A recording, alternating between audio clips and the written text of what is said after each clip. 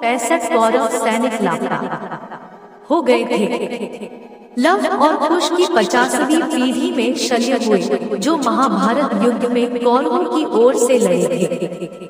शोधानुसार जब महाभारत का युद्ध हुआ, तब श्री कृष्ण की आयु 83 वर्ष थी। महाभारत युद्ध के 36 वर्ष बाद उन्होंने देह त्याग दी थी। इसका मतलब 119 वर्ष की आयु में उन्होंने देह त्याग किया था।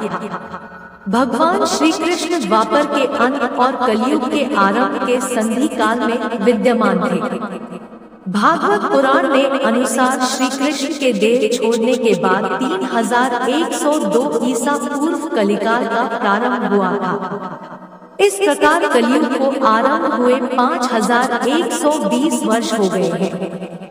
महाभारत युद्ध से पूर्व पांडवों ने अपनी सेना का पड़ाव कुरुक्षेत्र के पश्चिमी क्षेत्र में सरस्वती नदी के दक्षिणी तट पर बसे समंत्र पंचक तीर्थ के पास हिरण्यवती नदी, सरस्वती नदी की सहायक नदी के तट पर डाला।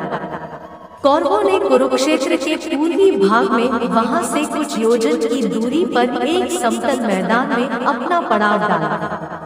दोनों ओर के शिविरों में सैनिकों के भोजन और घायलों के इलाज की उत्तम व्यवस्था थी। हाथी, घोड़े और रथों की अलग व्यवस्था थी। हजारों शिविरों में से प्रत्येक शिविर में प्रचुर मात्रा में खाद्य सामग्री, अस्त्र शस्त्र, यंत्र और कई वैद्य और शिल्पी वेतन देकर रखे गए। पितामह भीष्म की सलाह पर दोनों दलों ने एकत्र होकर युद्ध के कुछ नियम बनाए। उनके बनाए हुए नियम निम्नलिखित हैं। 1. प्रतिदिन युद्ध सूर्योदय से लेकर सूर्यास्त तक ही रहेगा। सूर्यास्त के बाद युद्ध नहीं होगा। 2. युद्ध समाप्ति के पश्चात छलकपट छोड़कर सभी लोग प्रेम का व्यवहार करेंगे। 3. रथी रथी से, हाथी वाला हाथी वाले से और पैदल पैदल से ही युद्ध करेगा। 4. एक वीर के साथ एक ही वीर युद्ध करेगा। 5. भय से भागते हुए या शरण में आए हुए लोगों पर अस्त्र शस्त्र का प्रहार नहीं किया जाएगा। 6. जो वीर निहत्था हो जाएगा उस पर कोई अस्त्र नहीं उठाया जाएगा। 7. युद्ध में सेवक का काम करने वालों पर कोई अस्त्र नहीं उठाएगा। युद्ध का पहला दिन। प्रथम दिन एक ओर जहां कृष्ण अर्जुन अपने रथ के साथ दोनों ओर की सेनाओं के मध्य खड़े थे और अर्जुन को गीता का उपदेश दे रहे थे। इसी दौरान भीष्म पितामह ने सभी योद्धाओं को कहा कि अब युद्ध शुरू होने वाला है। इस समय जो भी योद्धा अपना खेमा बदलना चाहे वह स्वतंत्र है कि वह जिसकी तरफ से भी चाहे युद्ध करे। इस घोषणा के बाद धृतराष्ट्र का पुत्र युयुत्सु डंका बजाते हुए कौरव दल को छोड़ पांडवों के खेमे में चले गए। ऐसा युधिष्ठिर के क्रियाकलापों के कारण संभव हुआ था। श्री कृष्ण के उपदेश के बाद अर्जुन ने देवदत्त नामक शंख बजाकर युद्ध की घोषणा की। इस दिन 10,000 सैनिकों की मृत्यु हुई। भीम ने दो शासन पर आक्रमण किया। अभिमन्यु ने भीष्म का धनुष तथा रथ का ध्वजदंड काट दिया। पहले दिन की समाप्ति पर पांडव पक्ष को भारी नुकसान उठाना पड़ा। विराट नरेश के पुत्र उत्तर और श्वेत क्रमशः शल्य और भीष्म के द्वारा मारे गए। भीष्म द्वारा उनके कई सैनिकों का वध कर दिया गया। कौन मजबूत रहा? पहला दिन पांडव पक्ष को नुकसान उठाना पड़ा और कौरव पक्ष मजबूत रहा। युद्ध का दूसरा दिन। कृष्ण के उपदेश के बाद अर्जुन तथा भीष्म, धृष्टद्युम्न तथा द्रोण के मध्य युद्ध हुआ। सात्यकी ने भीष्म के सारथी को घायल कर दिया। द्रोणाचार्य ने धृष्टद्युम्न को कई बार हराया और उसके कई धनुष काट दिए। भीष्म द्वारा अर्जुन और श्री कृष्ण को कई बार घायल किया गया। इस दिन भीम का कलिंगों और निषादों से युद्ध हुआ तथा भीम द्वारा सहस्रों कलिंग और निषाद मार गिराए गए। अर्जुन ने भी भीष्म को भीषण संहार मचाने से रोके रखा। कौरवों की ओर से लड़ने वाले कलिंगराज भानुमान, केतुमान, अन्य कलिंग वीर योद्धा मारे गए। कौन मजबूत रहा? दूसरे दिन कौरवों को नुकसान उठाना पड़ा और पांडव पक्ष मजबूत रहा। युद्ध का तीसरा दिन कौरवों ने गरुड़ तथा पांडवों ने अर्धचंद्राकार जैसी सैन्य व्यूह रचना की। कौरवों की ओर से दुर्योधन तथा पांडवों की ओर से भीम व अर्जुन सुरक्षा कर रहे थे। इस दिन भीम ने घटोत्कच के साथ मिलकर दुर्योधन की सेना को युद्ध से भगा दिया। यह देखकर भीष्म भीषण सहार मचा देते हैं। श्री कृष्ण अर्जुन को भीष्म वध करने को कहते हैं, परंतु अर्जुन उत्साह से युद्ध नहीं कर पाता, जिससे श्री कृष्ण स्वयं भीष्म को मारने के लिए उद्यत हो जाते हैं। परंतु अर्जुन उन्हें प्रतिज्ञारूपी आश्वासन देकर कौरव सेना का भीषण संहार करते हैं।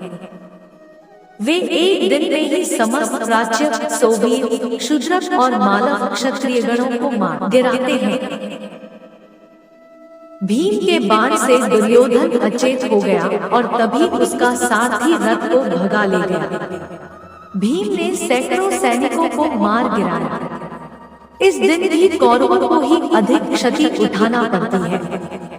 उनके प्राचीन, सौवीर, शूद्रक और मालव वीर योद्धा मारे जाते हैं। कौन मजबूत रहा? इस दोनों ही पक्ष ने डटकर मुकाबला किया। युद्ध का चौथा दिन चौथे दिन भी कौरव पक्ष को भारी नुकसान हुआ। इस दिन कौरवों ने अर्जुन को अपने बाणों से ढक दिया, परंतु अर्जुन ने सभी को मार भगाया। भीम ने तो इस दिन कौरव सेना में हाहाकार मचा दी। दुर्योधन ने अपनी 10 सेना भीम को मारने के लिए भेजी, परंतु घटोत्कच की सहायता से भीम ने उन सबका नाश कर दिया और 14 कौरवों को भी मार गिराया। परंतु राजा भगदत्त द्वारा जल्द ही भीम पर नियंत्रण पा लिया गया। बाद में भीष्म को भी अर्जुन और भीम ने भयंकर युद्ध कर कड़ी चुनौती दी। कौन मजबूत रहा? इस दिन कौरवों को नुकसान उठाना पड़ा और पांडव पक्ष मजबूत रहा। युद्ध का पांचवा दिन श्री कृष्ण के उपदेश के बाद युद्ध की शुरुआत हुई और फिर भयंकर मारकाट मची। दोनों ही पक्षों के सैनिकों का भारी संख्या में वध हुआ। इस दिन भीष्म ने पांडव सेना को अपने बाणों से ढक दिया। उन पर रोक लगाने के लिए क्रमशः अर्जुन और भीम ने उनसे भयंकर युद्ध किया। सात्यकी ने द्रोणाचार्य को भीषण संहार करने से रोके रखा। भीष्म द्वारा सात्यकी को युद्ध क्षेत्र से भगा दिया गया। सात्यकी के 10 पुत्र मारे गए। कौन मजबूत रहा? इस दिन दोनों ही पक्ष ने डटकर मुकाबला किया। युद्ध का छठा दिन कौरवों ने क्रोंचव्यूह तथा पांडवों ने मकरव्यूह के आकार की सेना कुरुक्षेत्र में उतारी। भयंकर युद्ध के बाद द्रोण का सारथी मारा गया। युद्ध में बार बार अपनी हार से दुर्योधन क्रोधित होता रहा, परंतु भीष्म उसे ढांढस बंधाते रहे। अंत में भीष्म द्वारा पांचाल सेना का भयंकर संहार किया गया। कौन मजबूत रहा? इस दिन दोनों ही पक्ष ने डटकर मुकाबला किया। युद्ध का सातवां दिन सातवें दिन कौरवों द्वारा मंडलाकार व्यूह की रचना और पांडवों ने वज्र व्यूह की आकृति में सेना लगाई। मंडलाकार में एक हाथी के पास 7 रथ, एक रथ की रक्षार्थ 7 अश्वारोही, एक अश्वारोही की रक्षार्थ 7 धनुर्धर तथा एक धनुर्धर की रक्षार्थ 10 सैनिक लगाए गए थे। सेना के मध्य दुर्योधन था। वज्राकार में 10 मोर्चों पर घमासान युद्ध हुआ। इस दिन अर्जुन अपनी युक्ति से कौरव सेना में भगदड़ मचा देता है।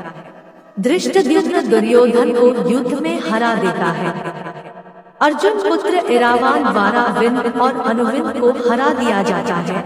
भगदत्त घटोत्कच को और नकुल सहदेव मिलकर शल्य को युद्ध क्षेत्र से भगा देते हैं। यह देखकर एक बार भीष्म फिर से पांडव सेना का भयंकर संहार करते हैं। विराट पुत्र शम के मारे जाने से इस दिन कौरव पक्ष की क्षति होती है। कौन मजबूत रहा, इस दोनों ही पक्ष ने डटकर मुकाबला किया। युद्ध का 8वां दिन। कौरवों ने कछुआ व्यूह तो पांडवों ने 3 शिखरों वाला व्यूह रचा। पांडव पुत्र भी धृतराष्ट्र के 8 पुत्रों का वध कर देते हैं। अर्जुन की दूसरी पत्नी उलूपी के पुत्र इरावान का बकासुर के पुत्र आश्लेषण अम्बलुष के द्वारा वध कर दिया जाता है। घटोत्कच द्वारा दुर्योधन पर शक्ति का प्रयोग किया गया, परंतु बंगरेश ने दुर्योधन को हटाकर शक्ति का प्रहार स्वयं के ऊपर ले लिया तथा बंगरेश की मृत्यु हो जाती है। इस घटना से दुर्योधन के मन में मायावी घटोत्कच के प्रति भय व्याप्त हो जाता है। तब भीष्म की आज्ञा से भगदत्त घटोत्कच को हराकर भीम, युधिष्ठिर व अन्य पांडव सैनिकों को पीछे ढकेल देता है। दिन के अंत तक भीमसेन धृतराष्ट्र के 9 और पुत्रों का वध कर देता है। पांडव पक्ष की क्षति। अर्जुन पुत्र इरावान का अम्बलुष द्वारा वध। कौरव पक्ष की क्षति। धृतराष्ट्र के 17 पुत्रों का भीम द्वारा वध। कौन मजबूत रहा, इस दोनों ही पक्ष ने डट किया और दोनों ही पक्ष को नुकसान उठाना पड़ा। हालांकि कौरवों को ज्यादा क्षति पहुंची। युद्ध का 9वां दिन। कृष्ण के उपदेश के बाद भयंकर युद्ध हुआ, जिसके चलते भीष्म ने बहादुरी दिखाते हुए अर्जुन को घायल कर उनके रथ को जर्जर कर दिया। युद्ध में आखिरकार भीष्म के भीषण संहार को रोकने के लिए कृष्ण को अपनी प्रतिज्ञा तोड़नी पड़ती है। उनके जर्जर रथ को देखकर श्री कृष्ण रथ का पहिया लेकर भीष्म पर झपटते हैं, लेकिन वे शांत हो जाते